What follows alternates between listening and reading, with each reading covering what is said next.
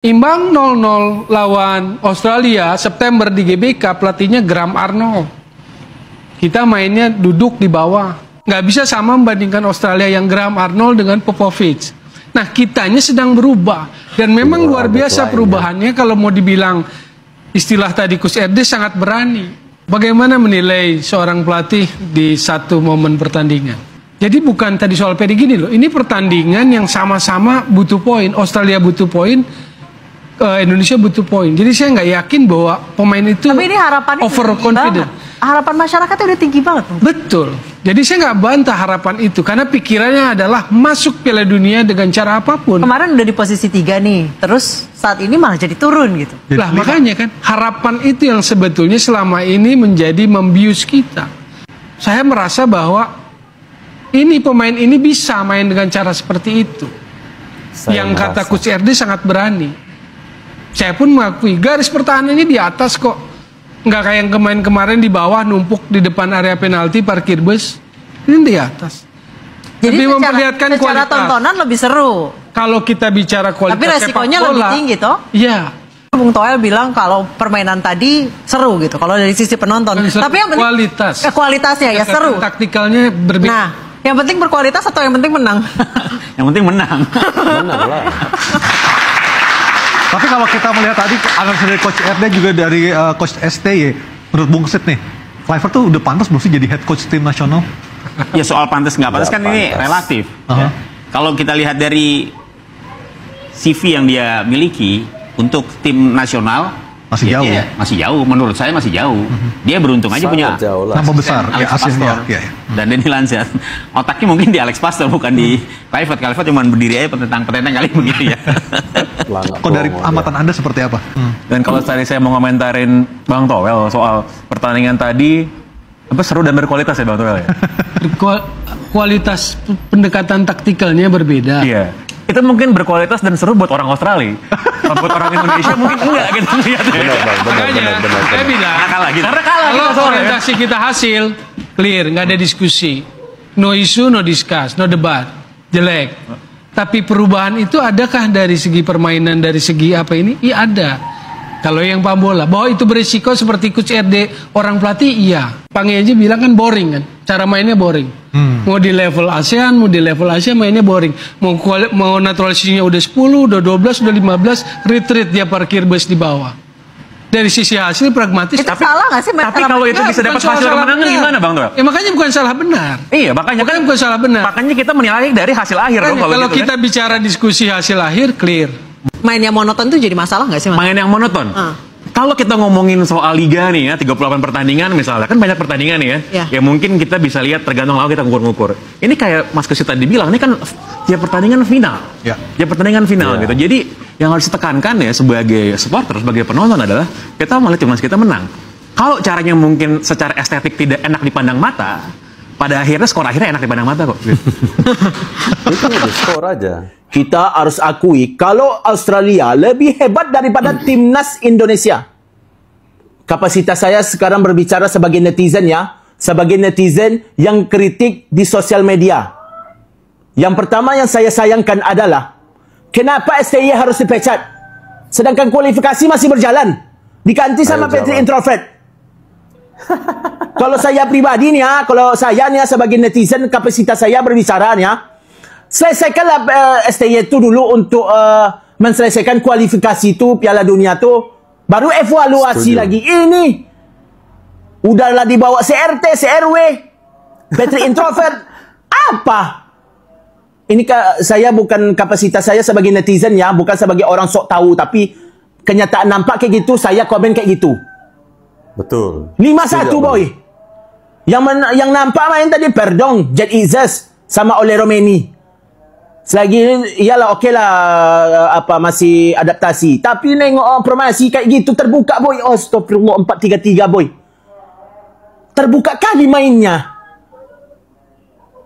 Kalau kata kawan saya Petri Introvert ni tadi sebelum apa nak bonusnya di depo katanya. Tapi itu omongan apalah tiba bercanda-bercanda. Kapasitas kami sebagai netizen ngomong kayak gini. Tapi saya cukup kecewa tadi. Belum orang buka hanya kata saya di pas gol ketiga. Pantek. Carut saya jadinya kan. Astagfirullahaladzim, maaf. Memang kayak gitu saya tadi, faktanya memang saya kayak gitu tadi saya pas gol ketiga.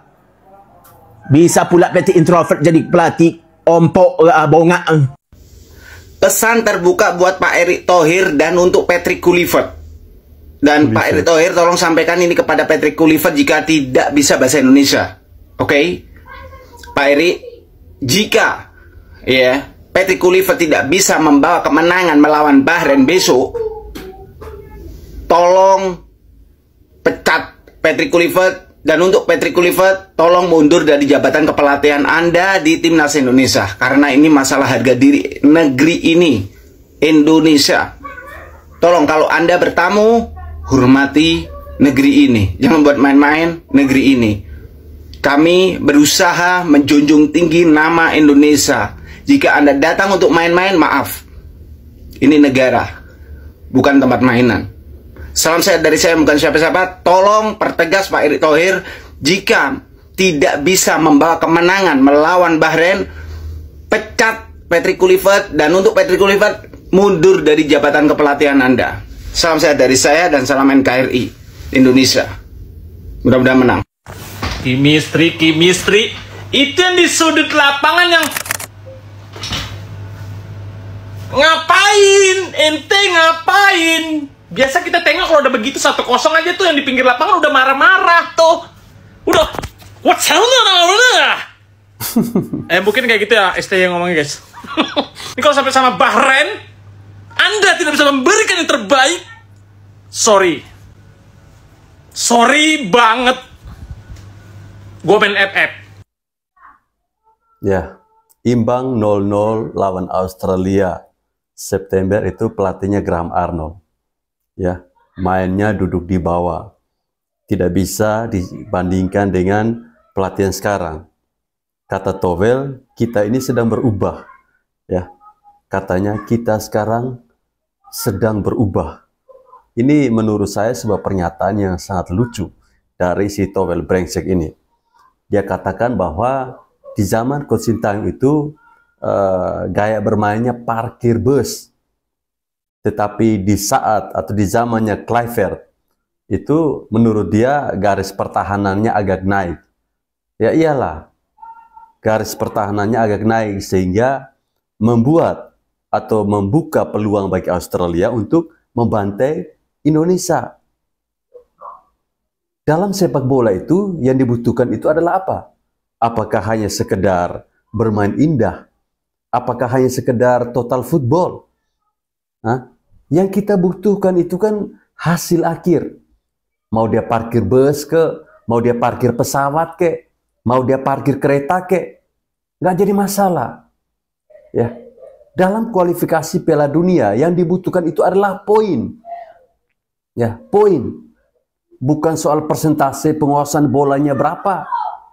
Bukan dilihat dari bagaimana caranya Anda bermain sepak bola.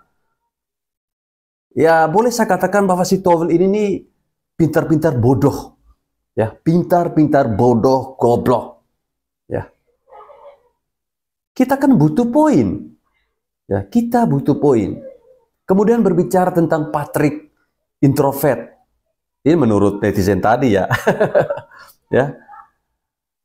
Patrick introvert ini secara CV untuk melatih tim nasional, dia jauh di bawah dari Coach Sintayong. Secara pengalaman melatih tim nasional, Coach Sintayong masih lebih baik. Ya, itu semua orang sudah tahu. Dan Coach Sintayong sudah buktikan itu di Piala Asia kemarin, timnas kita U23 berhasil sampai ke semifinal. Kemudian Kluivert apa? Ya begini jadinya kalau pelatih kita adalah seorang penjudi.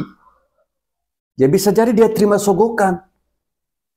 Ya, sehingga dia pasang taktik yang amburadul biar sengaja Indonesia kalah. Secara materi pemain ya kita tidak kalah dengan Australia. Bahkan secara market value nilai pemain timnas kita itu jauh lebih tinggi. Ya memang si Towel ini brengsek ya teman-teman. Sangat-sangat brengsek menurut saya.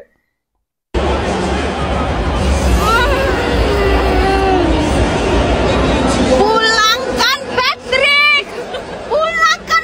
Ini sampai kesurupan ini penonton. Gara-gara kesel. Balikan Sintayong. Kasih keluar, Kak. Apa yang terjadi? Kenapa aku pusing? Karena 5-1. Skornya 5-1. 5-1. Oh ya, astagfirullah, ini dia. Skornya 5-1. 5-1. Skornya 5-1. Sangat memalukan ya. Dir, Bapak Erick Thohir, Pak, itulah pentingnya mendengarkan suara masyarakat juga, Pak. Gua aja ini ya, yang cuma sebagai FOMO bola waktu di zamannya STY, gua tuh semangat banget pokoknya ngikutin bola, ya.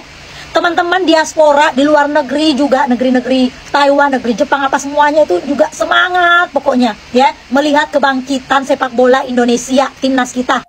Aduh, ini tiba-tiba diganti, entahlah apapun alasannya itu, Pak. Masyarakat itu kebanyakan nggak mengerti, ya. Makanya coba dijelasin dulu, Pak, secara gamblang alasannya Pak STY itu diganti apa. Momen-momen seperti ini itu ditungguin sama masyarakat. Buat apa? Buat dinyaho-nyahoin bapaknya. Jadi digini-giniin bapak. Ya kan, kata gue juga apa. Nah kan tepat banget momennya, Pak. Karena dulu zaman STY aja, Indonesia lawan Australia itu 0-0. Sekarang 5-1, ya Allah. Ini masyarakat Indonesia yang benar-benar ngefans banget sama timnas waktu zaman-zaman STY itu minatnya udah turun, Pak. Apalagi yang FOMO-FOMO kayak saya nih, Pak. Udah nggak mau lagi nonton, Pak. Udah ketebak pokoknya. Jadi kita itu udah ada prediksi juga, Pak. Makanya Bapak coba mendengarkan loh isi hatinya masyarakat juga, Pak. Didengerin, ya. Makanya biarin dulu gitu loh, proyeknya itu selesai gitu ya kan, baru ganti ya kan. Cita-citanya kan itu biar masuk Piala Dunia, biarin dulu masuk Piala Dunia kayak gitu, biarin dulu lolos gitu kan, baru diganti STY-nya. Ini baru setengah jalan, yang bikin bangkit sepak bola juga si STY, tiba-tiba diganti. Panas banget udah nonton sepak bola sekarang, ngapain nonton kayak gitu mainnya. Kitanya juga bukannya nggak mau ngedukung sih, Pak, kita ngedukung timnas itu, cuman gimana ya, aduh kagak jelas sekarang itu, ya. Apalagi dengan tampilan seperti ini kemarin, ya pasti yang disalahkan ya pasti pelatih barunya, pasti, karena kontroversinya di situ tadi, di situ kemarin-kemarin kontroversinya ada di situ. Jadi sekarang kan jadi orang-orang itu jadi mengutuk ini baru, ya udahlah, kita mau dukung gimana, ya udah kecewa, kita itu namanya penonton pengennya yang bagus-bagus aja, ya seenggaknya jangan kalah telak gitu, seenggaknya seri gitu loh, pengennya kayak gitu kita tuh, ya Allah, udahlah, bubar penonton bubar. Statement Patrick Kluivert setelah pertandingan semakin membuat gua muak karena dia bilang inilah gaya permainan yang gue inginkan, lihat 10 menit awal, fakta lah, main itu 90 menit bukan 10 menit. Itu yang pertama. Yang kedua, untuk orang-orang yang bilang proses dong, percaya proses, pelatih itu bukan pesulap, betul. Tapi kan lu sudah, tim pelatih ini sudah mengiyakan pekerjaan ini, artinya mereka sudah paham dengan resiko, dengan pekerjaan yang diambil. Nggak mungkin mereka nggak paham. Ini kan orang-orang hebat, ya kan? Apa yang harus mereka lakukan dengan waktu yang mepet untuk timnas kita? Apakah langsung radikal? Itu beresiko karena hasil yang dituntut di sisa 4 pertandingan. Kecuali beda kalau misalkan sebelum turnamen dikasih uji coba, baru lalu boleh bereksperimen, baru menanamkan strategi yang lo inginkan. Tapi ini 4 pertandingan deathmatch dan lu sudah gagal 1, lu udah mati 1 nih, nyawa lu sisa 2, 3 malah 2 kalau gue bilang, karena Jepang susah juga. Apa yang lo harus pikirkan? Bukan langsung mengimplementasikan idealisme lu dalam hal strategi. Yang lu harus lakukan sebagai pelatih, tim pelatih lo, ini pelatihnya 3-4 malah hebat-hebat, tapi kok nggak kelihatan. Yang lu harus lakukan sebagai pelatih adalah repair, lu perbaiki apa yang salah dengan pelatih sebelumnya, kenapa dipecat sampai diganti sama lu. Yaitu tidak memanfaatkan kualitas pemain yang dia miliki. Ya lu manfaatin. Dengan cara apa? Lu pilih pemain dan lu tempatkan posisi mereka itu secara yang mereka sudah terbiasa dan mereka nyaman. Dan sesuai dengan kapasitas mereka. Jadi nggak usah ke strategi dulu. Lu lihat pemain, lu ngobrol. Observasi. Lu kan udah observasi sih, Pastur. Udah nonton pertandingan-pertandingan sebelumnya. Oh iya, gini pemain ini lebih bagus main di sini. Oh gini pemain ini. Kalau lu tidak mau ubah secara taktikal formasi dulu karena lu mungkin takut terlalu radikal, dan ya oke, kalau lu bermain dengan 5 back seperti pelatih lama, at least lu perbaiki minus-minusnya, yaitu soal pemilihan pemain. 3 center back yang main kemarin malam itu sudah pernah main lawan China dan hancur-hancuran koordinasinya. Bahkan Nathan yang dimainkan di tengah pun menurut gua pada saat itu ancur-ancuran. Pada saat dia digeser ke kiri, lebih mending babak kedua. Dan itu dilakukan sama persis. Artinya tidak ada evaluasi. Lu udah tahu 3 pemain ini koordinasinya jelek, dan lu mainin hal yang sama. Kayak lu nginjek tai, besoknya lu nginjek tai yang sama. Itu kan bodoh, bukan naif, bodoh. Lu mengharapkan hasil yang berbeda dengan cara yang sama, dengan kebodohan yang sama. Malah lebih parah, karena pemainnya tidak bermain dengan kenyamanan mereka. Bayangin Verdong main di fullback biasa di klubnya, Hilgers main dengan 4 back. Terus tadi malam siapa? Kevin Dix main dengan 4 back. Dean James main dengan 4 back. JIS memang 3 back, tapi low block di Venezia. Tengahnya Tom Haye main 4 back, 4-2-3-1. Dia di tengah ada 3 orang. Nathan nggak main. Marcelino biasa main di belakang striker. Kemarin main di area kiri. Bingung juga. Semua tidak bermain sesuai dengan kapasitas dan kenyamanan mereka. Which is itu salah pelatih. Itu salah tim pelatih. Masa lu nggak bisa ngeliat Verdong main di fullback? Kan udah nonton lawan Arab. Mainnya bagus banget. Dan almost dia main di fullback. Mainnya bagus. Tapi lu mainnya di center back, lu menjatuhkan performa Verdong secara overall karena serangannya tidak ada di situ, dibatasi. How? Jadi yang dilakukan tadi malam, gue tidak melihat adanya perubahan kecuali hanya lebih banyak ball possession. Secara formasi sama, secara pemilihan pemain juga sama, tidak diperbaiki, malah secara pendekatan lebih ngawur karena tidak sesuai dengan pemain dan kualitas pemain yang diturunkan. Itu yang bikin gue makin muak. Dan itu kesalahan pelatih. Oke? Segitu dulu. Ya. Pulangkan Kluivert. Pulangkan Patrick Kluivert. Kembalikan Coach Sintayong. Itulah suara hati dari fans Timnas Indonesia ketika mereka menonton pertandingan antara Indonesia versus Australia. Kenapa fans sampai sehisteris ini? Sampai sejengkel ini? Karena skornya sangat tidak masuk akal. 5-1. Ya, 5-1 kalau tambah dengan 4-1 jadinya sial. Ya. Bahkan dari netizen FOMO juga memberikan masukan, ya, teguran kepada Erick Thohir selaku Ketua Umum PSSI. Ya. Kita melihat bagaimana antusiasme masyarakat di luar negeri ya. Ketika timnas kita ditangani oleh Coach Sintayong itu sangat-sangat luar biasa. Bahkan banyak sekali fans-fans FOMO ketika itu. Ya. Alasan itu harus jelas ketika PSSI memecat Coach Sintayong ketika itu. Apakah Ketua Umum kita Bapak Erick Thohir ini sudah terkontaminasi dengan si Towel brengsek, sehingga begitu mudah mendengarkan masukan dari Towel? Katanya permainan di era Coach Sintayong itu sangat membosankan. Katanya permainan di era Coach Sintayong itu lebih banyak parkir bus. Goblok, hasilnya ada supaya kamu tahu. Apa yang bisa kau banggakan dari Patrick Kluivert ketika dengan total football yang ada apa? Gagal total. Apa yang bisa kau banggakan? Apakah kekalahan 5-1? Kekalahan telak, kekalahan yang sangat memalukan? Itu yang mau kau banggakan? Kualifikasi Piala Dunia itu yang dibutuhkan adalah poin.